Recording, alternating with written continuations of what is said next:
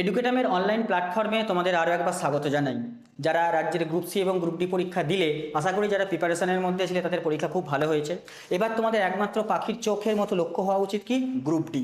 তো তোমাদের group D পরীক্ষা যদি ক্র্যাক করতে হয় গ্রুপ সির মতো, যাদের ভালো পরীক্ষা হয়নি হয়তো গ্রুপ সিতে, যারা গ্রুপ ডিতে সফল হতে চাইছো তারা অবশ্যই পাখির চোখ করে এই কটা দিন যে আছে, এক সপ্তাহ মতো বা 6-7 দিন মতো, সেইটা একবারে পাখির চোখ করে তোমরা প্রিপারেশনটা চালু করো। ক্লিয়ার? তো আমাদের চ্যানেলে আজকে গ্রুপ ডির যে সেট 1, তোমরা জানো যে গ্রুপ ডি সিলেবাসের অনুযায়ী সেট 1 মানে যেখানে 3টে জিনিস থাকবে, আমি দেখাবো পরে। তো সেখানে সেই হিসাবে আমরা একটা সেট আনছি, মক টেস্টের সেট। তো তোমরা এই মক টেস্টটায় তোমরা দেখো কত নাম্বার পাচ্ছ, সেটাও কমেন্ট সেকশানে জানাও এবং খুব ভালো করে কটা দিন প্রিপারেশান নাও। আশা করি গ্রুপ ডি পরীক্ষা তোমাদের ভালো হবে। গ্রুপ সিও অনেকের ভালো হয়েছে, অনেকেই তোমরা জানিয়েছো। ক্লিয়ার? চলো আজকে সেট 1 গ্রুপ ডিকে লক্ষ্য রেখে 40টা কমন প্রশ্ন তোমাদের আমরা দিচ্ছি। তোমরা এই প্রশ্নগুলো অবশ্যই করে যাও, অবশ্যই লাভবান হবে। চলো আজকে দেখি, যদি সিলেবাসটা দেখে নাও। গ্রুপ ডির যে সিলেবাস আছে, জেনারেল অ্যাওয়ারনেসের উপর 20 marks, arithmetic 10 marks and logical reasoning. তো আমাদের আজকের সেশনে কিন্তু logical reasoning, arithmetic plus general awareness তিনটের ওপরই 40 নম্বরের কোশ্চেন আমরা এনেছি। ঠিক আছে? তো দেখো এবার তোমরা সেগুলো আস্তে আস্তে আমাদের সাথে সলভ করো। চলো আমরা আজকের ফার্স্ট কোয়েশ্চেন দেখি, যেটা তোমার জেনারেল অ্যাওয়ারনেসের প্রথম 20টা কোশ্চেন করব, তারপরে আমরা এক এক করে যাব অন্য সেকশানে। দেখো পানিপথের প্রথম যুদ্ধ কত সালে হয়েছিল।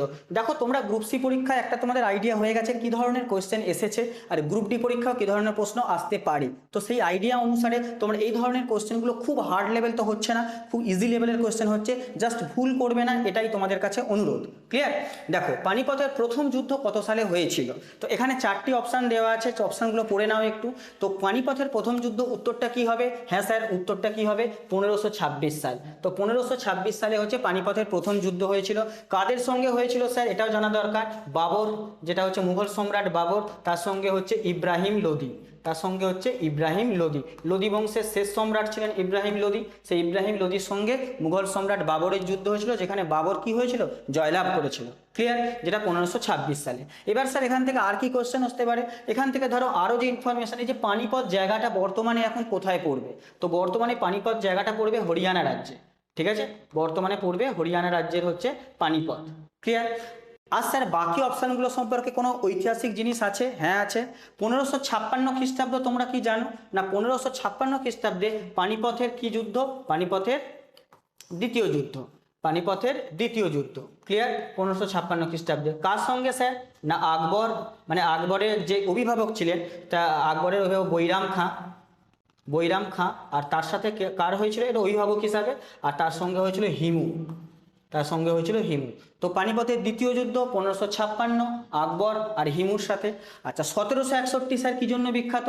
এটা হচ্ছে পানিপথের থার্ড যুদ্ধ, মানে তৃতীয় যুদ্ধটা পানিপথের তৃতীয় যুদ্ধ, যেখানে মারাঠারা ছিল, মারাঠা আর আহমেদ শাহ আবদালি তার সঙ্গে যুদ্ধ হয়েছিল। এটাও তোমাদের মনে রাখতে হবে। তাহলে 3টে যুদ্ধের 3টে সাল অবশ্যই মনে রাখতে হবে তোমাদের, খুব ইজি কোশ্চেন।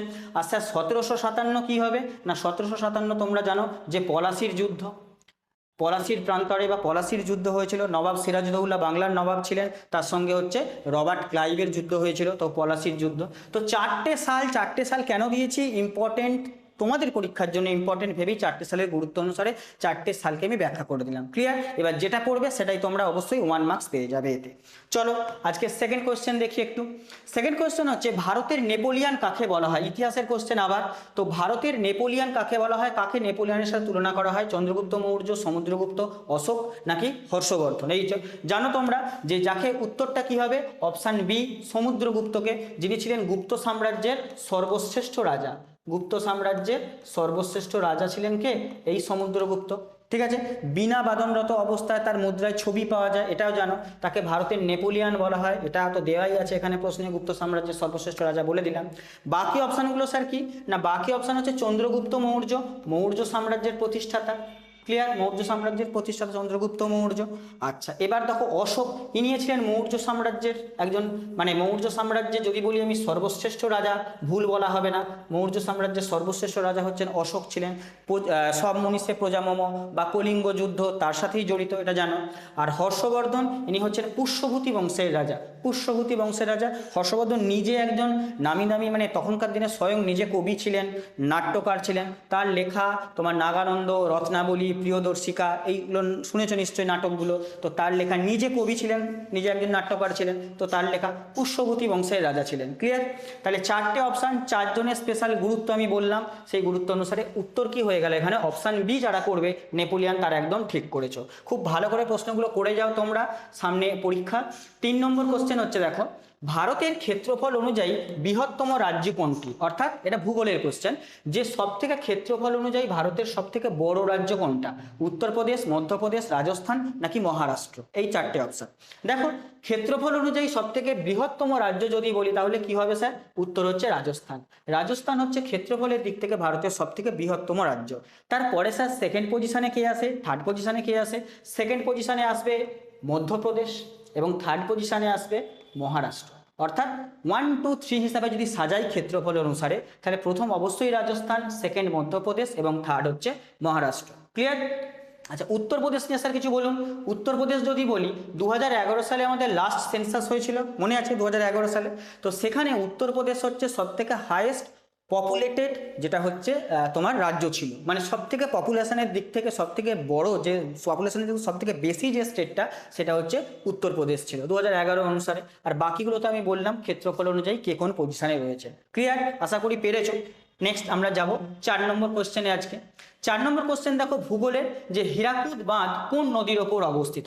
ধরো এই ধরনের কোশ্চেনই তোমাদের আসবে, খুব যে কঠিন আসবে এরকম না, এই ধরনের কোশ্চেনগুলি আসবে, তোমরা পরীক্ষাটা ঠিক করে এসো শুধু। ক্লিয়ার?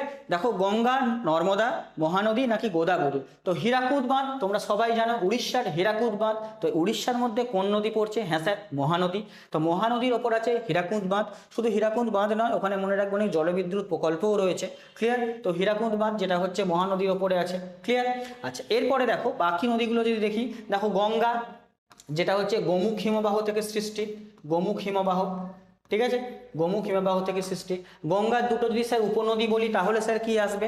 দুটো উপনদীর মধ্যে আমি যদি বলি বাম তীরের উপনদী আর গঙ্গার ডান তীরের উপনদী, দুটো পড়তে পারে, বাম তীরের আর ডান তীরের। আমি ডান তীরের বলে দিচ্ছি, সেটা হচ্ছে সোন, যমুনা, এরা হচ্ছে ডান তীরের উপনদী। আর বাম তীরের উপনদী দু একটা মনে রাখো, সেটা হচ্ছে রামগঙ্গা, তারপরে তোমার পড়বে গোমতী, তারপরে তোমার পড়বে ঘরঘরা। ঠিক আছে, এগুলো হচ্ছে বাম তীরের উপনদীর মধ্যে পড়বে। আচ্ছা, নর্মদা নদী, এটা হচ্ছে পশ্চিম বাহিনী নদী, যেটা খাম্বাত উপসাগরে পড়েছে, মনে রাখবে খাম্বাত উপসাগরে পড়েছে নর্মদা নদী, পশ্চিম বাহিনী নদী। ক্লিয়ার? আর গোদাবরী, এ তো পূর্ব বাহিনী, বে অফ বেঙ্গলে পড়েছে, বে অফ বেঙ্গলে পড়েছে। ক্লিয়ার? তার সাথে কি বলেছো? গোদাবরী কি বলা হয়? বৃদ্ধ গঙ্গার সাথে তুলনা করা হয়, একে বলা হয় বৃদ্ধ গঙ্গা। ঠিক আছে, একেও বলা হয় একটা টাইটেল, বৃদ্ধ গঙ্গা। ক্লিয়ার? তো বাকি ইনফরমেশনগুলো বলে দিলাম। উত্তর কি হবে স্যার? উত্তর এখানে সি হবে। চলো আজকের 5 নম্বর কোশ্চেন কি বলছে, মৌলিক অধিকারের অভিভাবক কাকে বলা হয়? সংবিধান থেকে কোশ্চেন দিয়েছে এখানে, মৌলিক অধিকারের অভিভাবক। গ্রুপ সিতে দেখেছো তোমরা, সংবিধান থেকে কোশ্চেন দিয়েছে, খুব ভালো ভালো কোশ্চেন দিয়েছে। তো গ্রুপ ডিতেও দিতে পারে, তোমাদের সিলেবাসের মধ্যে আছে। তো দেখো মৌলিক অধিকারের অভিভাবক কাকে বলা হয়? তো 4টি অপশান, সংসদ, রাষ্ট্রপতি, সুপ্রিম কোর্ট নাকি প্রধানমন্ত্রী। তো স্যার অভিভাবক বা গার্জিয়ান হিসাবে আমরা কাকে নির্দেশ করি? অবভিয়াসলি সি উত্তর হবে, অর্থাৎ সুপ্রিম কোর্ট। ভারতের যে সুপ্রিম কোর্ট, সেই সুপ্রিম কোর্টই হচ্ছে মৌলিক অধিকারের অভিভাবক, সংবিধানের অভিভাবক বলা যেতে পারে। তো বাকিগুলো তো এখানে হচ্ছে না, পার্লামেন্ট হবে না, রাষ্ট্রপতি হবে না, প্রধানমন্ত্রী, প্রত্যেকের আলাদা আলাদা ভূমিকা আছে। বাট এখানে যে প্রশ্নটা চেয়েছে উত্তর হিসাবে অপশান সি হবে। ক্লিয়ার?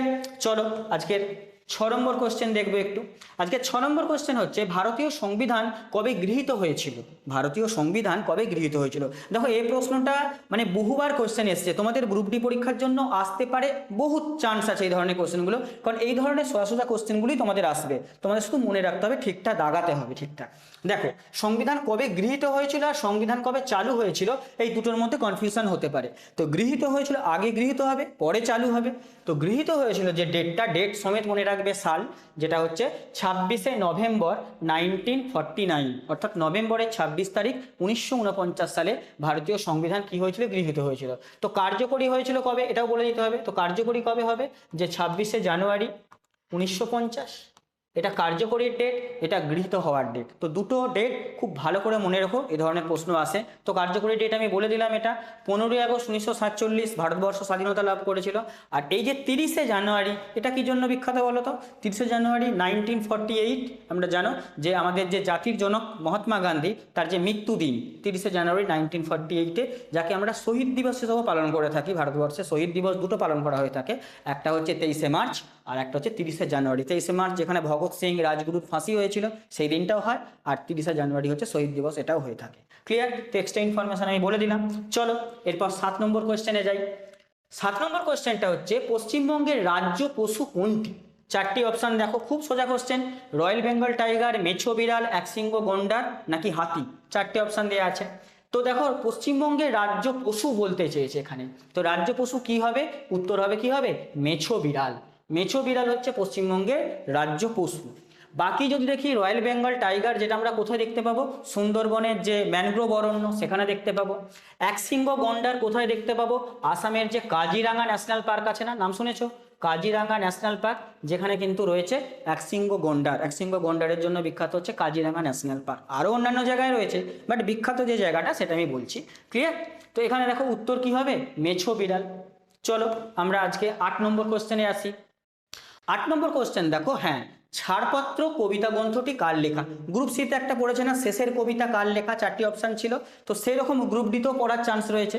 তো এখানে আমি অন্য একটা দিয়েছি যে এই কবিতা গ্রন্থটি কার লেখা। 4টি অপশান দেখো, সুকান্ত ভট্টাচার্য, জীবনানন্দ দাশ, শক্তি চট্টোপাধ্যায় নাকি কবি শঙ্খ ঘোষ। চাই তো? তো দেখো কি উত্তর হবে, যারা জানো তারা নিশ্চয়ই করে ফেলেছো। তো ছাড়পত্র যে কাব্যগ্রন্থটি, এটা লেখা হচ্ছে কবি সুকান্ত ভট্টাচার্য। তোমরা জানো যে কবি সুকান্ত ভট্টাচার্যের যে লাইফ স্প্যান খুব কম সময়ের জন্য ছিল, মাত্র 21 বছর বয়সে তিনি সম্ভবত মারা গিয়েছিলেন। 21 বছর জীবনে তিনি বাংলা সাহিত্যের ছাপ ফেলে গেছেন, মাত্র 21 বছর বয়সে। তাহলে ছাড়পত্রর পাশাপাশি আর কিছু আছে? হ্যাঁ স্যার, আরও কিছু আছে, জেনে নাও। সেটা হচ্ছে মিঠে কড়া, মিঠে কড়া, তারপরে হচ্ছে পূর্বাভাস, মিঠে কড়া, পূর্বাভাস, এগুলো তার বিখ্যাত বিখ্যাত কাব্যগ্রন্থ, এটা আছে। আচ্ছা, জীবনানন্দ দাশ, রূপসী বাংলা, রূপসী বাংলা, তোমরা নামই শুনেছো, রূপসী বাংলা নাম শুনেছো। তারপরে বনলতা সেনের একটা ক্যারেক্টার তোমরা পড়েছো, বনলতা সেনের। আচ্ছা, তারপরে দেখো শক্তি চট্টোপাধ্যায় যদি বলি, শক্তি চট্টোপাধ্যায় একটা বিখ্যাত আছে, সেটা কি বলো তো? একটা বিখ্যাত তোমার কবিতা গ্রন্থ আছে, সেটা হচ্ছে যেতে পারি কিন্তু কেন যাব। যেতে পারি কিন্তু কেন যাব, খুব বিখ্যাত একটা উপন্যাস, ঠিক আছে, কবিতা গ্রন্থ আর কি, যেতে পারি কিন্তু কেন যাব। তো এটা শক্তি চট্টোপাধ্যায়ের, উনি আধুনিক কবি। আর কবি শঙ্খ ঘোষের লেখা খুব বিখ্যাত, সেটা হচ্ছে বাবরের প্রার্থনা। বাবরের প্রার্থনা, ঠিক আছে, খুব ইম্পর্টেন্ট কবি। বা একটা বলতে পারো, মুখ ঢেকে যায় বিজ্ঞাপনে, মুখ ঢেকে যায় বিজ্ঞাপনে, ঠিক আছে। তো এই ধরনের যে কাব্যগ্রন্থগুলো, একটু নামগুলো শুনে রাখো, কোনটা পড়বে কোনটা পড়বে না জানো না, তো নামগুলো একটু শুনে রাখো। যদি মনে হয় ভিডিওটা পজ করে একবার দেখো, তাহলেই তুমি বাকিগুলো তুমি মোটামুটি বুঝে যাবে যে কার কোনটা কাব্যগ্রন্থ লেখা। ক্লিয়ার? চলো এবার আজকে 9 নম্বর কোয়েশ্চেনে আসি। 9 নম্বর কোয়েশ্চেন হচ্ছে ভারতের সর্বোচ্চ ক্রীড়া সম্মান কোনটি? মানে ক্রীড়া জগতে তো সেখানে সবথেকে সর্বোচ্চ সম্মান কোনটি? এখানে 4টি অপশান পড়ে নাও একটু অপশানগুলো। তো এখানে অপশানে যা আছে, তো অপশান অনুসারে কি হবে স্যার? তো এইটাই হবে sir, major Dhyan Chand Khel Ratna award, যেটা হচ্ছে ভারতের ক্রীড়া জগতে সবথেকে হাইয়েস্ট যে পুরস্কার, সেটা হচ্ছে ধ্যানচাঁদের নামে, যেটা হচ্ছে হকির জাদুঘর ধ্যানচাঁদ, তার নামে পুরস্কার, যেটা সেটা হচ্ছে সর্বোচ্চ সম্মান। এর আগে অবশ্যই এটা রাজীব গান্ধী খেলরত্ন অ্যাওয়ার্ড ছিল, রাজীব গান্ধী খেলরত্ন অ্যাওয়ার্ড নামে পরিচিত ছিল, এখন এটার নাম হয়েছে major Dhyan Chand Khel Ratna award. Clear?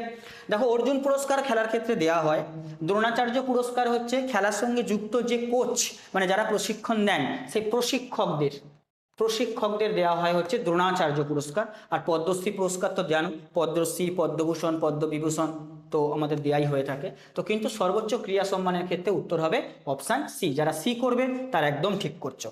চলো আজকের 10 নম্বর কোয়েশ্চেন কি বলছে, 2024 সালের টি20 বিশ্বকাপে পুরুষ বিভাগে জয়ী দল বা জয়ী দেশ কোনটি? তো টি20 বিশ্বকাপ 2026-এ চলছে যখন আমি ভিডিওটা রেকর্ড করছি। তো 2024-এ জয়ী দল কোনটা? যারা খেলা দেখো তারা জানো, যারা টুকটাক খবর রাখো। তো 2024 সালে টি20 ওয়ার্ল্ড কাপ যে দেশটি জিতেছিল সেটা হচ্ছে কে না ভারত, অবভিয়াসলি ইন্ডিয়া। ইন্ডিয়া হচ্ছে জিতেছিল 2024-এর টি20 ওয়ার্ল্ড কাপ। কাদেরকে হারিয়ে? এই দক্ষিণ আফ্রিকাকে হারিয়ে টি20 ওয়ার্ল্ড কাপ। সূর্যকুমার যাদবের সেই অবিশ্বাস্য ক্যাচ, যারা খেলা দেখো তারা নিশ্চয়ই জানো, ফাইনালটা দেখেছো। বাকি অস্ট্রেলিয়াও হবে না, ইংল্যান্ডও হবে না, তাই তো? তাহলে উত্তর হচ্ছে ভারত জিতেছে। কিন্তু তোমরা কমেন্ট সেকশনে উত্তর দেবে এই যে টি-20 ওয়ার্ল্ড কাপ 2024 আমরা জিতেছি, এর আগে আমরা টি-20 ওয়ার্ল্ড কাপ লাস্ট কবে জিতেছিলাম বা প্রথম কবে জিতেছিলাম, যে কোনো একটা কমেন্ট সেকশনে তোমরা উত্তর দিও। ক্লিয়ার? চলো তোমাদের প্রিপারেশনটা দেখতে হবে একটু কেমন হয়েছে। 11 নম্বর কোশ্চেন দেখো, মিনামাটা রোগের জন্য কোন ধাতু দায়ী? মিনামাটা রোগের জন্য কোন ধাতু দায়ী? ক্লিয়ার? তো পারদ, জিঙ্ক, লোহা নাকি তামা? তো এটা অনেকবার আমি করিয়েছি, অনেকবার বলেওছি। তো মিনামাটা রোগের জন্য যে দায়ী সেটা হচ্ছে পারদ বা হচ্ছে মার্কারি। তো জাপানের মিনামাটা উপসাগরের আশপাশ অঞ্চলে প্রথম এই রোগের প্রাধান্য দেখা গিয়েছিল। তো সেখান থেকেই নামটা হচ্ছে মিনামাটা রোগ। ক্লিয়ার? তো সেটা হচ্ছে পারদের জন্য উত্তর হবে। দেখো লোহা আছে, লোহা যদি বলি, দেখো লোহা আমাদের যে হিমোগ্লোবিন, রক্তের মধ্যে হিমোগ্লোবিন, লোহার যদি প্রাচুর্য কম হয়ে যায় আমাদের বডিতে, তাহলে সেক্ষেত্রে কি হয় না, সেটা হচ্ছে তোমার রক্তাল্পতা বা যেটাকে আমরা বলি অ্যানিমিয়ার নাম শুনেছো? তো এইটা হয়ে যায়, প্রাচুর্য যদি কম হয়ে যায় সেটা হচ্ছে তোমার অ্যানিমিয়া রোগের মানে মানুষ অ্যানিমিয়া রোগ হতে পারে এটা। ক্লিয়ার? তো উত্তর হচ্ছে অপশান এখানে এ হবে। চলো আজকের 12 নম্বর কোয়েশ্চেন কি বলছে। 12 নম্বর কোশ্চেনটা হচ্ছে কম্পিউটারের কোশ্চেন। কম্পিউটারের মস্তিষ্ক কাকে বলা হয়? Brain of the computer. কম্পিউটারের ব্রেন কাকে বলা হয়? 4টে অপশন তোমাদের, র্যাম, রম, সিপিইউ নাকি হার্ড ডিস্ক। খুব সোজা কোশ্চেন, খুবই সোজা কোশ্চেন। তোমাদের কম্পিউটার থেকে গ্রুপ সিতেও কোশ্চেন এসছে, গ্রুপ ডিতেও আসবে, তো খুব সোজা কোশ্চেনই আসবে। তো কম্পিউটারের মস্তিষ্ক কাকে বলা হয়? অপশান সি অর্থাৎ সিপিইউ, সেন্ট্রাল প্রসেসিং ইউনিট, একেই বলা হয় কম্পিউটারের ব্রেন, একে বলা হয়। র্যাম তো হবে না, জানো র্যাম হচ্ছে ভোলাটাইল, আর রম এটা অবশ্য নন ভোলাটাইল, হার্ড ডিস্ক তো হবেই না। তাহলে উত্তর হচ্ছে কি অপশান সি। ক্লিয়ার? চলো 13 নম্বর কোশ্চেন দেখো, কম্পিউটার থেকেই একটি ইনপুট ডিভাইসের উদাহরণ দাও। দেখো কম্পিউটারে পড়তে গেলে প্রথমের দিকে আমাদের ইনপুট ডিভাইস কোনগুলো, আউটপুট ডিভাইস কোনগুলো, এগুলো আমাদের জানতে হয়, তাই তো? তো এখানে কিছু জিনিস আছে যেগুলো ইনপুট ডিভাইসের নাম তোমাদের মনে রাখতে হয়, আউটপুট ডিভাইসের নাম তোমাদের মনে রাখতে হয়। তো ডাইরেক্ট এখানে কোশ্চেন দিয়েছে কোনটা ইনপুট ডিভাইস। তো দেখো মনিটর, স্পিকার, স্ক্যানার নাকি প্রিন্টার। তো তোমরা দেখতে পাচ্ছ স্পিকারও হবে না, স্ক্যানারও হবে না, প্রিন্টার তো হবে না, এরা তো সব আউটপুট ডিভাইস। তো মনিটর যে আছে, কম্পিউটারের যে মনিটর দেখেছো, সে মনিটর হচ্ছে একটা ইনপুট ডিভাইস। ইনপুট ডিভাইস হচ্ছে এখানে অপশান উত্তর এ হবে। ক্লিয়ার? চলো বাকি আমরা দেখি 14 নম্বর কোশ্চেন কি বলছে আজকের। পশ্চিমবঙ্গের কোন শহরকে পাহাড়ের রানী বলা হয়? কালিম্পং, মিরিক, দার্জিলিং নাকি কার্শিয়াং? আচ্ছা এটা কার্শিয়াং হবে, হ্যাঁ, মানে যেটা একটু স্পেলিংটা একটু মিস্টেক আছে। আচ্ছা দেখো, তো পশ্চিমবঙ্গের কোন শহরকে পাহাড়ের রানী বলে? তো যারা পশ্চিমবঙ্গের পাহাড় ঘুরতে গেছো, তো তাদের কাছে প্রশ্নটা কিছুই নয়, তাই না? কিছুই নয়, তো উত্তর কি হবে? অপশান সি অর্থাৎ দার্জিলিং। দার্জিলিংকে কি বলা হয় পশ্চিমবঙ্গের পাহাড়ের রানী? যারা দার্জিলিং থেকে দেখছো, যারা দার্জিলিং বেড়াতে গেছো, তারা নিশ্চয়ই জানো কত সুন্দর দেখতে লাগে প্রকৃতিকে, দার্জিলিংয়ে যারা গেছো কমসে কম। তো দেখো পাহাড়ের রানীটাকে এই জন্যই বলা হয়, উত্তর এখানে। আচ্ছা কালিম্পং যদি বলি, কালিম্পং হচ্ছে অর্কিডের শহর। সমস্ত ধরনের যে অর্কিড, গোটা বিশ্বের সমস্ত ধরনের যে অর্কিড বা ক্যাকটাস, তার যে প্রজাতি, যদি কালিম্পংয়ে যাও কোনোদিন বেড়াতে অবশ্যই দেখতে পাবে এগুলো কালিম্পং, হ্যাঁ। আর মিরিক একটা লেক আছে, যে লেকে একবারে পর্যটকরা পুরো ঘিরে থাকে সারা বছর ধরে, প্রচুর ভিড় থাকে, মিরিক লেক দেখতে যায় অনেকে। তার পাশাপাশি মিরিকে কমলা লেবুর গাছও আছে, অনেক কমলা লেবুর গাছ এই দেখো পাবে, কমলার বাগান পাবে, এটা পেয়ে যাবে। তাহলে উত্তর এখানে কি বললাম? পাহাড়ের রানী কি হবে?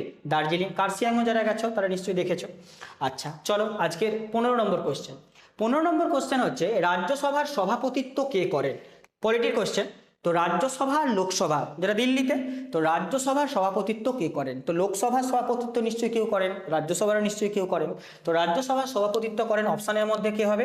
হ্যাঁ স্যার, উত্তর কি হবে? অপশান সি উপরাষ্ট্রপতি। অর্থাৎ রাজ্যসভার যে চেয়ারম্যান তিনি হচ্ছেন উপরাষ্ট্রপতির পোস্টে যিনি থাকেন, তিনি রাজ্যসভার সভাপতিত্ব করে থাকেন। তাহলে লোকসভার স্যার কি হবে? তাহলে লোকসভার স্যার হবে কি? স্পিকার। তাহলে লোকসভার হলে কি হবে? স্পিকার, তিনি সভাপতিত্ব করেন। রাজ্যসভার হলে উপরাষ্ট্রপতি, যিনি রাজ্যসভার চেয়ারম্যান হিসেবে সভাপতিত্ব করেন। ক্লিয়ার? বাকিগুলো তো এখানে হচ্ছে না। ক্লিয়ার? চলো আজকে 16 নম্বর কোশ্চেন কি বলছে দেখি। Kaziranga national park, Kaziranga national park কোথায় অবস্থিত? এর থেকে ইজি কোশ্চেন আর কি হতে পারে? তো কাজিরাঙ্গা ন্যাশনাল পার্ক কি হবে? আসামে অবস্থিত। উত্তর এখানে তোমরা যারা আসাম করছো তারা একদম ঠিক করেছো, অসম বা আসাম। তো আসাম রাজ্যে অবস্থিত কাজিরাঙ্গা ন্যাশনাল পার্ক। তোমরা বলো যে কাজিরাঙ্গা ন্যাশনাল পার্ক বাদ দিয়ে আর যদি কোনো ন্যাশনাল পার্ক আসামে থেকে থাকে, তোমরা কমেন্ট করে সেটা জানাবে অবশ্যই। আচ্ছা পশ্চিমবঙ্গে টোটাল কতগুলো ন্যাশনাল পার্ক আছে সেটা কি জানো? পশ্চিমবঙ্গে ন্যাশনাল পার্ক আছে টোটাল 6টা। ছটা আছে, গরুমারা, জলদাপাড়া সব রয়েছে না, তো ছটা রয়েছে টোটাল। উত্তরাখণ্ডে আমি বলে দিই, সেটা হচ্ছে তোমার জিম করবেট ন্যাশনাল পার্ক, খুব important Jim Corbett national park. গুজরাটে আছে গির অরণ্য রয়েছে, জানো নিশ্চয়ই, ক্লিয়ার। তো দেখো 16 নম্বর কোশ্চেনের উত্তর কি হয়ে গেল, বি। 17 নম্বর কোশ্চেনে আসবো আজকে। ভারতের লৌহ মানব কাকে বলা হয়, আয়রন ম্যান অফ ইন্ডিয়া। লৌহ মানব কাকে বলা হয়, iron man of India. Easy question, খুবই ইজি কোশ্চেন। তো সর্দার বল্লভভাই প্যাটেলকে বলা হয় ভারতের লৌহ মানব, সর্দার বল্লভভাই প্যাটেল, মানে অপশান বি যারা করছো তারা হচ্ছে ঠিক করছো, সর্দার বল্লভভাই প্যাটেল। বি আর আম্বেদকর, সংবিধানের যে খসড়া বানিয়েছিলেন বি আর আম্বেদকর। আচ্ছা, জওহরলাল নেহরু স্বাধীন ভারতের প্রথম প্রাইম মিনিস্টার ছিলেন। আর ভগৎ সিং তো জানো, ইনকলাব জিন্দাবাদ যে বিষয়টা সেইটাকে বেশি করে পপুলারাইজ করেছিলেন। ইনকলাব জিন্দাবাদ যে স্লোগানটা সেটাকে পপুলারাইজ করেছিলেন এই ভগৎ সিং, ক্লিয়ার। বাকি অপশানগুলো বলে দিলাম, তো অপশান বি হবে উত্তর। চলো 18 নম্বর কোশ্চেন আজকের 18 নম্বর কোশ্চেন আবারও কম্পিউটার থেকে একটা ফুল ফর্ম জানতে চেয়েছে। তোমাদের যেমন গ্রুপ সিতে পড়েছিল WWW এর ফুল ফর্ম, তেমনি গ্রুপ ডিতে পড়ারও একটা চান্স আছে। কি ধরনের, তো দেখো HTTP এর ফুল ফর্ম কি বা পূর্ণ রূপ কি, দেখো হাইপার টেক্সট ট্রান্সফার প্রোটোকল, যেখানে আছে সেটাই উত্তর হবে। কোথায় আছে দেখো, হাইপার টেক্সট ট্রান্সফার প্রোটোকল, তাহলে অপশান এ আছে হাইপার টেক্সট ট্রান্সফার প্রোটোকল। এইটা হচ্ছে HTTPর ফুল ফর্ম। এই ধরনের ফুল ফর্ম আসতে পারে, সিতে এসেছে, গ্রুপ ডিতেও আসবে কদিন পর, জাস্ট 4-5 দিন পরে আবারও পরীক্ষা আছে, ক্লিয়ার। তো চলো নেক্সট আজকের 19 নম্বর কোশ্চেন কি আছে না, 19 নম্বর কোশ্চেন আছে যে বিজয় হাজারে ট্রফি কোন খেলার সাথে যুক্ত। খেলার নিয়ে একটা কোশ্চেন, বিজয় হাজারে ট্রফি কোন খেলার সঙ্গে যুক্ত, হকি, ব্যাডমিন্টন, ক্রিকেট নাকি ফুটবল। তো এখানে দেখো যারা খেলাধুলার খবর রাখো, বিজয় হাজারে ট্রফি হচ্ছে ক্রিকেটের সঙ্গে যুক্ত, ক্রিকেট। এবার যদি একটু ট্রিকি কোশ্চেন করি তাহলে কি হবে না, বিজয় হাজারে ট্রফি ক্রিকেটের সঙ্গে যুক্ত, কিন্তু ক্রিকেটের আবার 3টে ফরম্যাট, একটা হচ্ছে ওডিআই ফরম্যাট, একটা T20 ফরম্যাট, একটা টেস্ট ফরম্যাট। তো বিজয় হাজারে ট্রফি মনে রাখবে যে ঘরোয়া যে ক্রিকেট হয়, ঘরোয়া যে টুর্নামেন্ট, ঘরোয়া ক্রিকেটে এটা হচ্ছে ওডিআই ফরম্যাটে বিজয় হাজারে ট্রফি। ঘরোয়া ক্রিকেটে যদি আমি টেস্ট ফরম্যাট বলি তাহলে কি হবে, রঞ্জি, মানে ইম্পর্টেন্ট রঞ্জি ট্রফি হয়ে থাকে।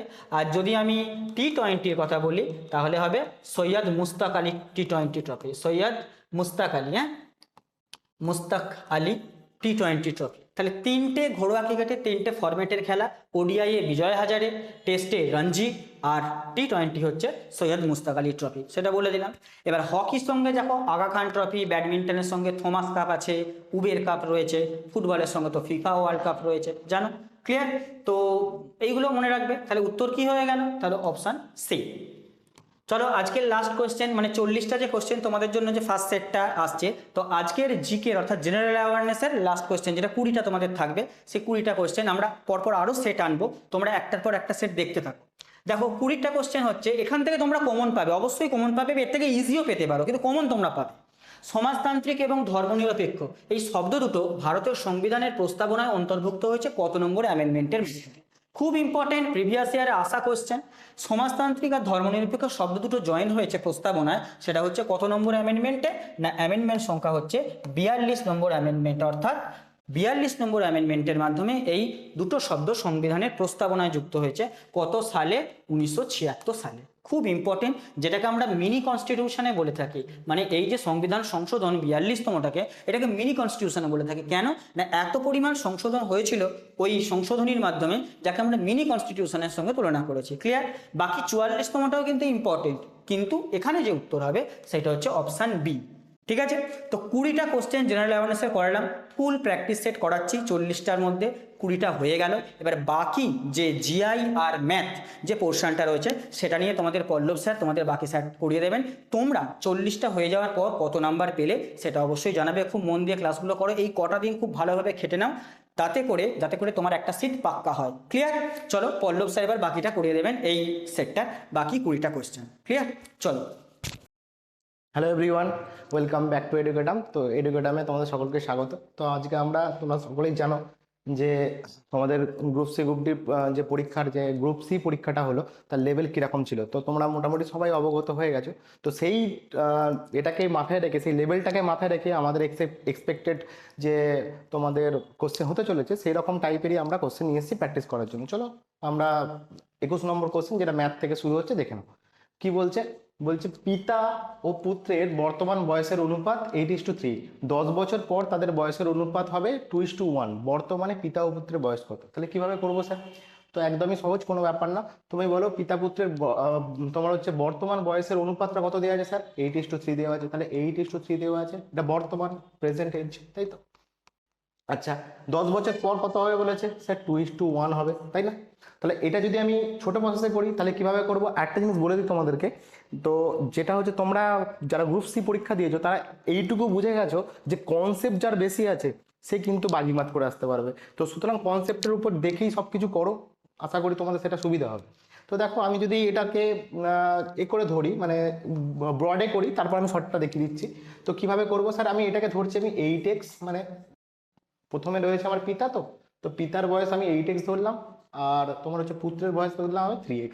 তাহলে দেখো, আমি যদি এইটা করি যে 8x আর হচ্ছে তোমার 3x, ঠিক আছে, এর সঙ্গে বলছে 10 বছর পর, তার মানে এরও 10 বছর বাড়বে, এরও 10 বছর বাড়বে। তো অনুপাত হবে, আমরা জানি ভগ্নাংশে থাকলে এটা অনুপাত, এই অনুপাতটা কত হবে বলেছে? 2:1 হবে, মানে 2/1 হবে। তাহলে এখান থেকে তুমি কোনাকুনি গুণ করে দাও। দেখো 3 দুগুণে 6, তাহলে 8x এইদিকে রাখো, একের সাথে এই দিক টোটালটা গুণ, তাহলে হচ্ছে 8x প্লাস হচ্ছে 10 ইজিক্যাল টু তোমার কত হবে? দেখো 3 দুগুণে 6, 6x প্লাস হচ্ছে তোমার 20, তাই না? তাহলে এবার দেখো, তুমি এইটাকে একদিকে নিয়ে এসো, তাহলে দেখো 6 থেকে 8 মানে তোমার কত?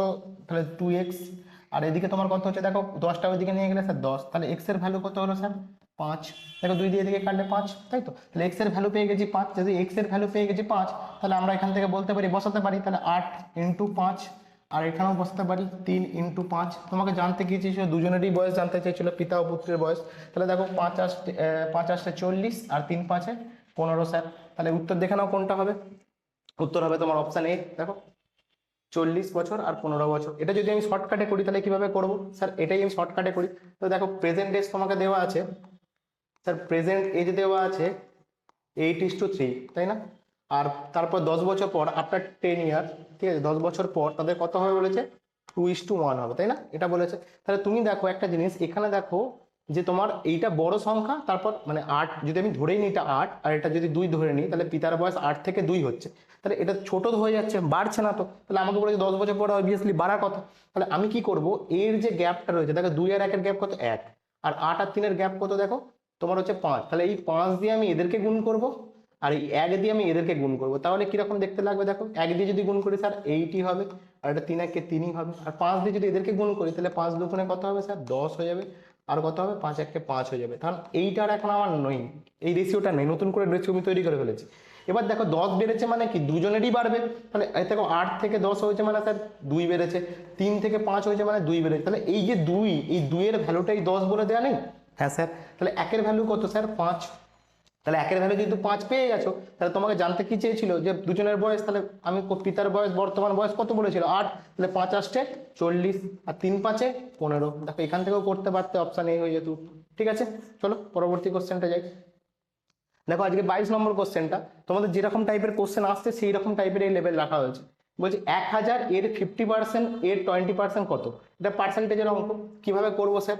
তো দেখো 1000 এর মানে কি বলো স্যার? এর মানে হচ্ছে গুণ, তাই না? তাহলে গুণ 50%, 50% মানে কি জানি স্যার? 50/100, তাই না? আচ্ছা, আবার এর দেওয়া আছে, তাহলে আবার একটা গুণ 20% বলেছে, তাহলে 20/100, তাই না? এবার দেখো তুমি শূন্য শূন্য কাটো, এখানে একটা শূন্য কেটে দাও, একটা দুটো তিনটে, একটা দুটো তিনটে কেটে দাও। তাহলে উপরে কত? দেখো 5 দুগুণে 10, আর একটা শূন্য পড়ে থাকছে, খেয়াল করবে সব সময়, একটু ভুল করবে না। তাহলে একটা 10 হবে, তাহলে কত হয়ে গেলো স্যার? 100। তাহলে অপশন বি হয়ে যাবে তোমার রাইট অ্যান্সার। এটা আর আলাদা করে কি বলবো, শর্টকাট। চলো 22 23 নম্বর কোশ্চেনটা যাই। বলছে দেখো দুটি সংখ্যার অনুপাত দেওয়া আছে 3:4 এবং তাদের গসাগু দেওয়া আছে 4, তাহলে লসাগু জানতে চাইছে। তাহলে আমি আগে গসাগু থেকে আগে সংখ্যা দুটোকে বার করে নিই, সব থেকে ভালো হবে। তাহলে একটা সংখ্যা আমি ধরে নিলাম, তাহলে একটা সংখ্যা আমি ধরে নিচ্ছি কত? 3x sir. আর একটা সংখ্যা কি সব দেখবো স্যার? 4x, তাই না? তাহলে এই দুজনের গসাগু করতে হবে, আমাকে গসাগু দেওয়া আছে, তাই না? তো গসাগু যদি করি স্যার কত দিয়ে যাবে স্যার? x দিয়ে যাবে, তাই তো? তাহলে x দিয়ে যদি যায় তাহলে কত পড়ে থাকবে? 3 পড়ে থাকবে, আর 4 পড়ে থাকবে। দেখো 3 দিয়ে x কে দিয়ে 3x কে যদি x দিয়ে ভাগ করা হয় তাহলে 3 পড়ে থাকবে, 4x কে যদি x দিয়ে ভাগ করা হয় তাহলে 4 পড়ে থাকবে। গসাগু কোনটা হবে স্যার? যেটা একবার প্রথমবার যেটা সবাইকে দিয়ে গেছে সেটাই গসাগু। তাহলে এই x এর ভ্যালুটাই আমাকে বলে দিয়েছিল কত? 4, তাই না? দেখো গসাগু বলে দিয়েছিল। তাহলে 4 যদি x এর ভ্যালু হয় তাহলে 3x এর ভ্যালু পাবো। হ্যাঁ স্যার, 3x এর ভ্যালু হবে তাহলে কত? তাহলে 3 × 4 মানে 3 4 স্যার 12। আর স্যার 4x এর ভ্যালু কত হবে স্যার? 4 × 4, তাহলে 4 4 16। তাহলে দুটো সংখ্যা পেয়ে গেলাম। এদের তোমাকে কি করতে বলেছে? লসাগু বার করতে বলেছে। তাহলে 12 আর 16-র মধ্যে লসাগু করো। কত হবে বলো, তোমরা নিজেরাই বলতে পারবে। ধরো আবার তুমি দেখো করতে পারো, 4 তো একটা পেয়ে গেছো, ঠিক আছে, আর যদি কিছু পেয়ে থাকো বা আরো সোজা জিনিস বলে দিচ্ছি, যদি তুমি এখানে করতে চাও তাহলে করতে পারো, কোনো অসুবিধা নেই। যদি না করতে চাও তাহলে এক্স এর ভ্যালু তুমি 4 দেওয়া ছিল তো, এই সব কটাকে গুণ করলে কি হয় স্যার, সব কটাকে গুণ করলে কি হয় স্যার, আমার লসাগু বেরোয়। তাহলে তুমি ওইভাবেও করতে পারতে, ঠিক আছে। তাহলে 3 4 12, 4 12 48, 48 হতো, তুমি এখানেও করতে পারতে এইভাবে। আর অথবা নাহলে তুমি করে করে যেতে পারো একবার 3 দিয়ে 4 দিয়ে, যাই হোক, ঠিক আছে। চলো পরবর্তী কোশ্চেনে যাই। দেখো 24 নম্বর কোশ্চেন বলছে কি বার্ষিক 5% হারে 500 টাকার কত বছরের সুদ 125 টাকা হবে, ঠিক আছে। তো এটা কি সিম্পল ইন্টারেস্টের কোশ্চেন, তো কিভাবে করব স্যার, সিম্পল ইন্টারেস্টে একটা জিনিসই জানি আমরা sir, SI equal to PRT by 100, কোনো ব্রেন লাগানোর দরকার নেই, এটাই করো, কোনো কিছু আলাদা করে শর্টকাট করার দরকার নেই। তো দেখো এবার দেখো তোমাকে একটা জিনিস বলেছে, এই 500 টাকাটা, এই 500 টাকাটা কি, এটা তার প্রিন্সিপাল মানে আসল টাকা। এইটা হয়েছে কত, সুদ হয়েছে কত, 125 টাকা হয়েছে, তাই না। তাহলে 25 টাকা সুদ দিয়ে দিয়েছে আমাকে বলেছে, তাহলে সুদটাই বলেছে, দেখো এটা হয়েছে নয়, এটা সুদটাই বলে দিয়েছে, তাহলে এসআইটাই আমাকে বলে দিয়েছে 125, তাই না। তাহলে আর কি স্যার, পি আমাকে বলে দিয়েছে 500, তাই না। আচ্ছা আর কত স্যার, 5%। টাইমটা জানতে চাইছে, টাইমটাকে তুমি টি দিয়ে রেখে দাও, আর নিচে 100, তাই না। তো দেখো 100, দুটো শূন্য, এই দুটো শূন্য কেটে গেল, 5 5 25, 25 দিয়ে একবারে কাটো, 5 25 125, তাহলে টাইম কত হবে স্যার, 5, তাহলে 5 বছরই টাইম লাগবে, অপশন সি হয়ে যাবে রাইট অ্যান্সার। আশা করি বুঝতে পেরেছো। চলো 25 নম্বর কোশ্চেনে দেখো, বলছে 4500 টাকাকে এ বি সি এর মধ্যে 2:3:4 অনুপাতে ভাগ করা হলে সি কত টাকা পাবে।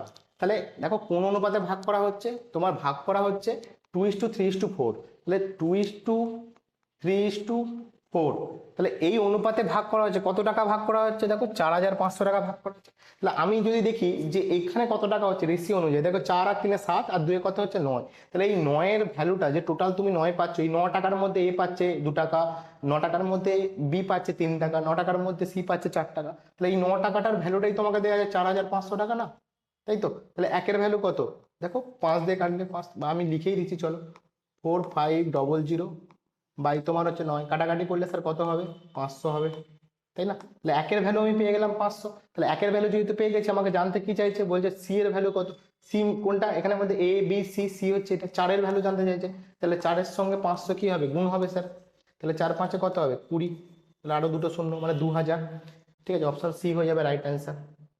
ঠিক আছে চলো পরবর্তী কোশ্চেন, 26 নম্বর কোশ্চেন। দেখো 40টি নম্বরের গড় বলেছে 35, তাহলে 40টা নম্বরের টোটালটা কত, তাহলে 35 করে যদি প্রত্যেকের গড় হয়, তাহলে এটা গুণ করলেই পাবো। তাহলে দেখো এটা যদি গুণ করি তাহলে কত হবে স্যার, এটা হবে আমার 1400, তাই তো 1400 হলো।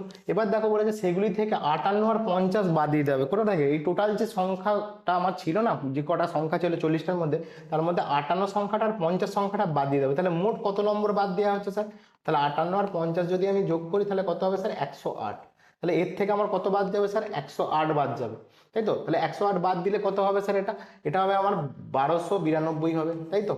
দেখো 1292, তাহলে এই যে 1292টা হলো, এই 1292টার টোটাল টোটাল এখন পড়ে রয়েছে নাম্বার আমার 1292। এবার বলছে যে বাকি সংখ্যাগুলির গড় কত, বাকি সংখ্যা মানে কতগুলো স্যার, দুটো বাদ চলে গেছে, একটু খেয়াল রাখবে। তাহলে 40টা টোটাল সংখ্যা ছিল, তার থেকে দুটো বাদ চলে গেছে, তাহলে কটা রয়েছে স্যার 38টা। তাহলে একে আমার কি করতে হবে, যে সংখ্যাটা 38 সংখ্যা টোটাল আমার রয়েছে এটা 1292, তাহলে 1292কে কি করতে হবে স্যার 38 দিয়ে ভাগ করে দিতে হবে। তাহলে এটা ভাগ করলে কত হবে স্যার, আমি ডাইরেক্টলি বলে দিচ্ছি 34 হবে, ঠিক আছে। তাহলে উত্তর হবে তোমার অপশন এ হচ্ছে রাইট অ্যান্সার 34, ঠিক আছে। চলো পরবর্তী কোশ্চেনটা যাই, 27 নম্বর কোশ্চেন। দেখো বলছে m/n এর ভ্যালু দেওয়া আছে 3:2, তাহলে তোমাকে 4m + 5n 4m - 5n এর ভ্যালু জানতে চেয়েছে। তাহলে দেখো কিভাবে করব, তাহলে আমরা জানি তোমার যখন m দেওয়া থাকে, m/n এর ভ্যালু দেওয়া আছে, তার মানে আমি ধরতে পারি m এর ভ্যালু 3 আর n এর ভ্যালু 2, তাহলে এবার বসিয়ে দাও এখানে। তাহলে দেখো 4 ইন্টু তোমার হচ্ছে 3, m এর ভ্যালু 3 আর n এর ভ্যালু হচ্ছে তোমার পরেরটা, যেটা হচ্ছে প্রথম, তার পরেরটা, তাই তো। তাহলে n এর ভ্যালু 2, তাহলে হচ্ছে প্লাস হচ্ছে 5 ইন্টু 2, তাই তো। তাহলে এটা একটা ভ্যালু, আর দেখো এইদিকে ভ্যালু সেম জিনিস, দেখো 4 ইন্টু 3 মাইনাস হচ্ছে 5 ইন্টু 2, তাই তো। তাহলে দেখো এবার উত্তর কত হবে, তো 3 4 12 প্লাস হচ্ছে তোমার 5 2 10, তাই তো। এইটা দেখো এইদিকে তোমার 3 4 12 মাইনাস হচ্ছে 5 2 10, তাই তো। তাহলে দেখো এখানে কত হচ্ছে আমার, এটা দিয়ে যোগ করলে আমার কত হবে 22, আর এটা কত হবে স্যার আমার 2, তাই তো। তাহলে এটা কাটাকাটি করলে কত হবে, কাটাকাটি যদি রেশিওতে করা যায় না তবুও করতে পারো, ঠিক আছে। তাহলে 11:1, তাই তো। তাহলে তোমার হচ্ছে উত্তর কোনটা হলো? অপশন সি হচ্ছে রাইট অ্যান্সার। এটাও তুমি এভাবে করতে পারো। দেখো এখান থেকে তুমি একটা জিনিস অপশন আউট করলে তুমি এইটাকে করতেই পারতে, ঠিক আছে? এটা অপশন আউট হবেই না, কি করে স্যার? দেখো শেষে মাইনাস হচ্ছে তো, মাইনাস তাহলে এই সংখ্যাটা সবসময় কমবে, ছোটই হবে। দেখো এখানে 4-এর থেকে 9 বড় আছে, তাহলে এই অপশনটা প্রথমেই বাদ দিয়ে দিতে পারতে তুমি, ঠিক আছে? চলো পরবর্তী কোশ্চেন। 28 নম্বর কোশ্চেন দেখো, বলছে বার্ষিক 12% সুদে কোনো আসল কত বছরে 4 গুণ হবে? তাহলে এটা কিভাবে করবো স্যার? এবার এটা তুমি দেখো, তুমি যদি বড় প্রসেসে করতে চাও সেভাবে করতে পারো। তাহলে আমি আসল টাকাটাকে, পিটাকে আমি ধরে নিলাম এক্স, ঠিক আছে? তাহলে কি বলছে, কোনো আসল টাকা মানে আমি পি ধরে নিয়েছি এক্স, এক্স টাকাটা কত বছরে 4 গুণ হয়েছে? 4 গুণ হয়েছে মানে কত? তাহলে অ্যামাউন্টটা এখন এসে দাঁড়িয়েছে কত? 4 গুণ মানে হচ্ছে 4x হয়েছে, তাই তো? তাহলে সুদ কত টাকা হয়েছে এদের মধ্যে গ্যাপটা? তাহলে সুদ কত টাকা হয়েছে? 4x মাইনাস এক্স, তাই তো? আর সুদ আসল থেকে আসলটা বাদ দিলে তোমার হচ্ছে সুদ পাওয়া যায়। তাহলে সুদ কত হলো স্যার? 3x, তাই তো? সুদ পেয়ে গেছি। এবার দেখো তোমাকে দেখো রেট অফ ইন্টারেস্টটা আর পার্সেন্টটা বলে দেওয়া ছিল 12%, আর টাইমটা তোমাকে জানতে চাইছে, তাই না? তাহলে তুমি এবার বসিয়ে দাও এসআই ইজিক্যাল টু, যেটা জানো, পিআরটি বাই 100। এসআই কত দেখো 3x বার করে রেখেছি, পি পি পি কত এক্স ধরেছি দেখো, আর কত স্যার 12%, 12%-এর জন্য নিচে 100 হবে। আর টাইমটা তোমার জানি না, টাইমটা আমার টি ধরেই চলছি, চলো। তাহলে দেখো এই এক্স আর এই এক্স কেটে যাবে, ঠিক আছে? 3 4-এ 12 হবে, 4 25-এ 100 হবে, তাই তো? তাহলে তোমার টি এর ভ্যালু কত হলো স্যার? 25। 25টা এইদিকে যাবে, তাহলে টি এর ভ্যালু কত হলো? 25। তাহলে 25 বছরে তোমার হচ্ছে এটা এ অপশানে উত্তর হবে। এবার যদি ছোট করে করতে চাইতে তাহলে কিভাবে করবে? তাহলে তোমাদের আমি বলেছিলাম যে আর পার্সেন্ট ইন্টু টি, এটাকে গুণ করলে নাম্বার অফ টার্ম থেকে 1 বিয়োগ করলে যেটা হয় সেটা উত্তর, তাই তো? তুমি এই প্রসেসও করতে পারতে, তাহলেও হয়ে যেত, ঠিক আছে?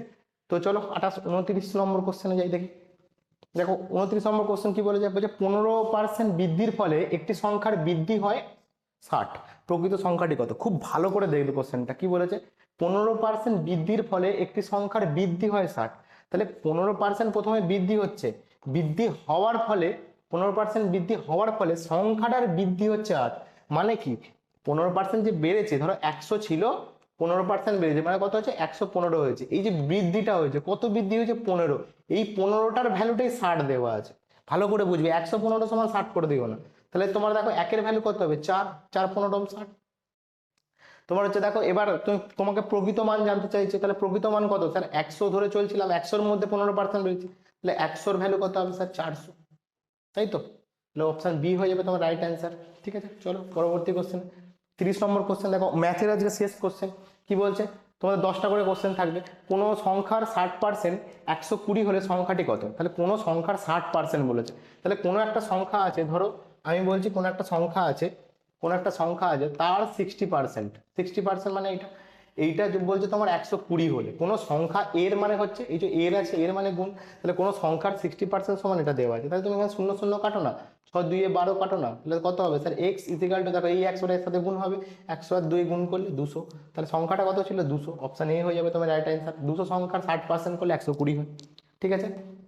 চলো এবার দেখো তোমাদের 31 থেকে জিআই আসছে, তো জিআই গুলো দেখি আমি করিয়ে দিচ্ছি তোমাদেরকে। দেখো বলছে যদি কোল্ডকে কোডের ভাষায় ডিপিএমই লেখা হয় তাহলে এইচওটি হটকে কিভাবে লেখা হবে? তোমাদের দেখো জিআই এর কোশ্চেন এইরকমই তোমার হচ্ছে গ্রুপ সিতে এসেছিল, সেম টাইপেরই রাখা হয়েছে। দেখো তাহলে এখান থেকে কিভাবে বুঝবো স্যার? দেখো সি হয়ে গেছে তোমার, সি এটা কোডিং, এটা কোডিং এর একটা জিনিস চ্যাপ্টার।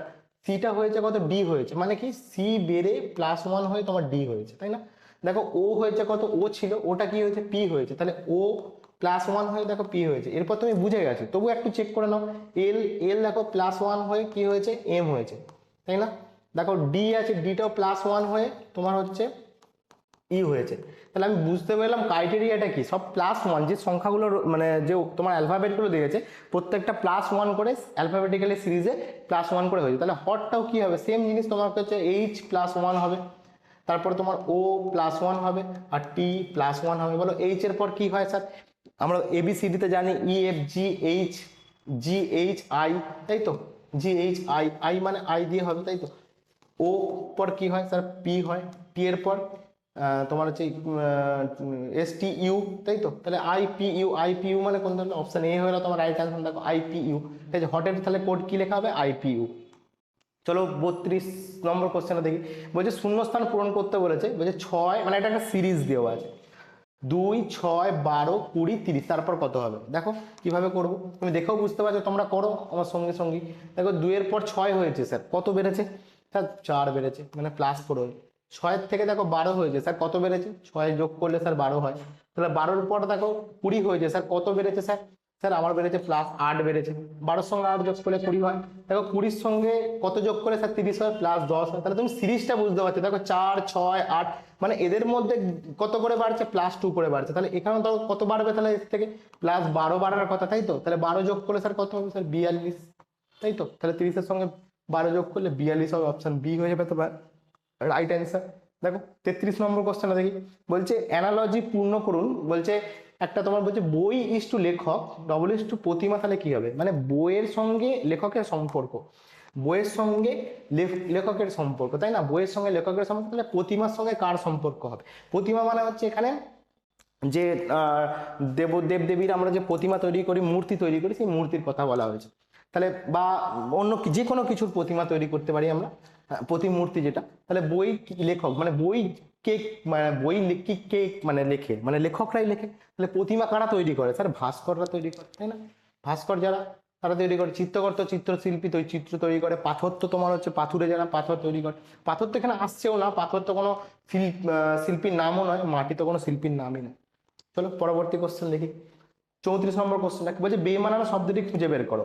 দেখো বলছে জুন জুলাই, জুন জানুয়ারি জুলাই আর মার্চ, তাহলে এর মধ্যে বেমানান কোনটা, কি করে বুঝবো স্যার। প্রথম যখন এরকম টাইপের মাস দিয়ে থাকবে, তখন তোমার প্রথম ক্রাইটেরিয়া হচ্ছে তুমি এর মধ্যে না, প্রথমে আগে তুমি দেখো কোনটা 30 দিন, মানে 30 দিনে আছে, কোনটা 31 দিনে আছে। বা তুমি এইভাবে দেখতে পারো, যদি ইংলিশে দেওয়া থাকে তাহলে ওই তোমার মধ্যে ওর মধ্যে ভাওয়েল কোনটা, এইগুলো তুমি দেখতে পারো, এইভাবেও করতে পারো। দেখো তুমি কি বলছো, এখানে জুন আছে, জানুয়ারি আছে, জুলাই আছে, মার্চ আছে, তোমরা সেই গাঁট গুনতে জানো, সেইভাবেও করতে পারো। দেখো জুন জুলাই জানুয়ারি জুলাই আর মার্চের মধ্যে, এখানের মধ্যে সবাইকে একই, মানে মানে মাসটা শেষ হয় কত দিনে, তাহলে একমাত্র দেখো স্যার জুন, জুনের হচ্ছে তোমার 30 দিনে, বাকি সবাই হচ্ছে তোমার 31। দেখো জানুয়ারি 31, জুলাইও তোমার 31, মার্চও তোমার 31, তাহলে হয়ে গেল তোমার জুন। জুন হচ্ছে তোমার যেটা 30 দিনে হয়, তাহলে উত্তর এখানে বেমানান কোনটা, জুন, তাই না। চলো পরবর্তী কোশ্চেনটা যাই।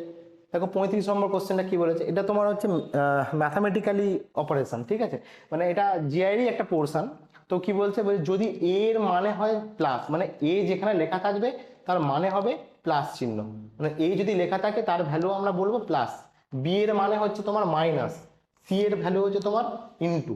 তাহলে তবে এই জিনিসটার মানে জানতে চাইছে, তাহলে দেখো আমি বসাই, তাহলে 10, দেখো সি আছে, সি এর ভ্যালু কি আছে স্যার গুণ, তাহলে সি ইন্টু, দেখো 2 দেওয়া আছে, তারপর এ দেওয়া আছে, এর ভ্যালু কত হচ্ছে প্লাস, তাই না।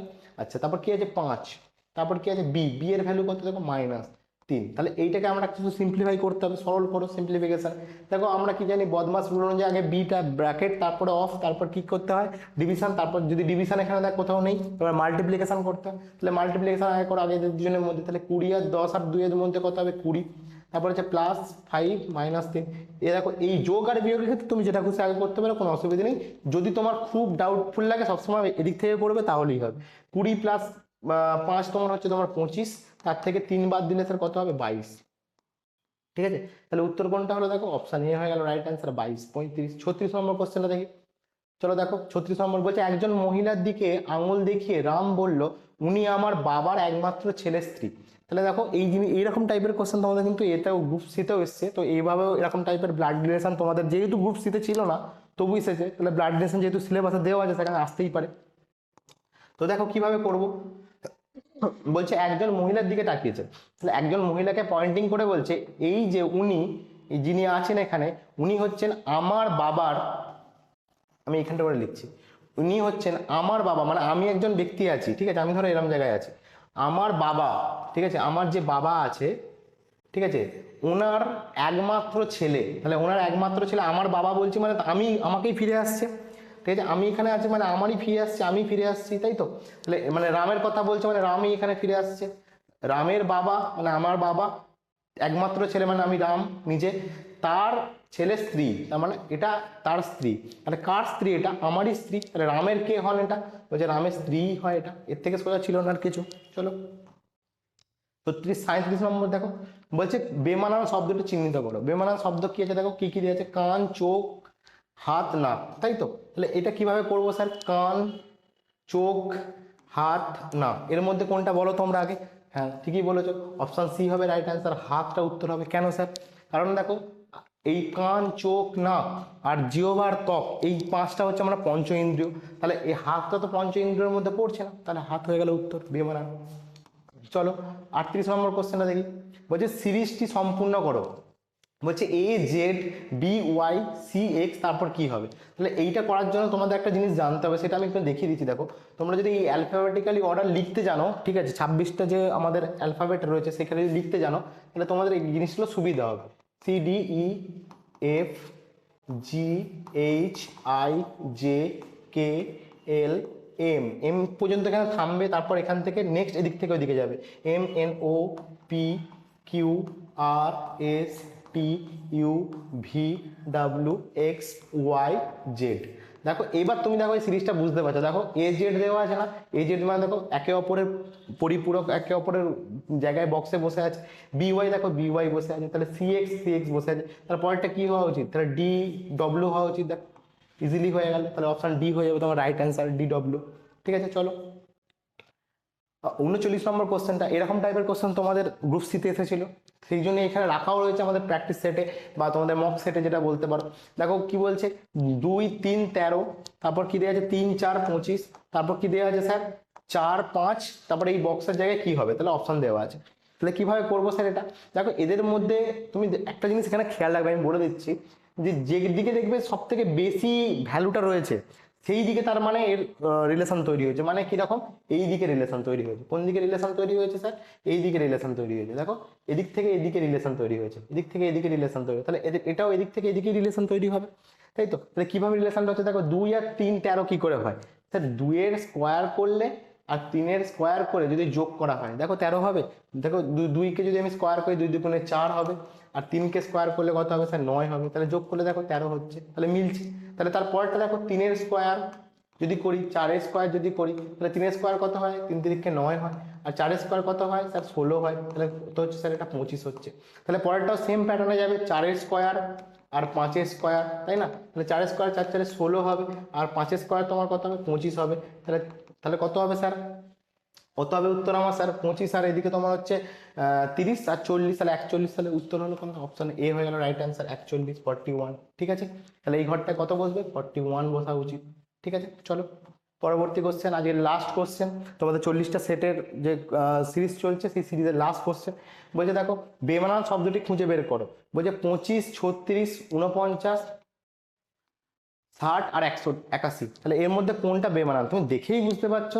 দেখো 25 মানে হচ্ছে স্যার 5 এর স্কোয়ার, 36 মানে হচ্ছে স্যার 6 এর স্কোয়ার, 49 মানে হচ্ছে স্যার 7 এর স্কোয়ার, 60 তো কারোর স্কোয়ার হয় না, 81 মানে হচ্ছে 9 এর স্কোয়ার, তাই তো? তাহলে কোনটা বেমানান হচ্ছে স্যার? 60টা। অপশন ডি হয়ে গেল তোমার রাইট অ্যান্সার। আশা করি বুঝতে পেরেছো। তাহলে এই তোমাদের হচ্ছে 60টা কোশ্চেন ছিল। তোমরা ভালো করে প্রিপারেশন নাও, সামনে আর হাতে বেশি দিন টাইম নেই। যদি তোমাদের কোনো কোয়ারিজ থাকে তাহলে কমেন্ট সেকশনে বলো, তোমাদের কোনো সাজেশন থাকলে সেটাও কমেন্ট সেকশনে বলো। তো আমরা এরকম টাইপের ভিডিও তোমরা প্রতিদিনই আনছি, ঠিক আছে? তোমরা আমাদের সাথে থাকো। Thank you, stay tuned, bye by.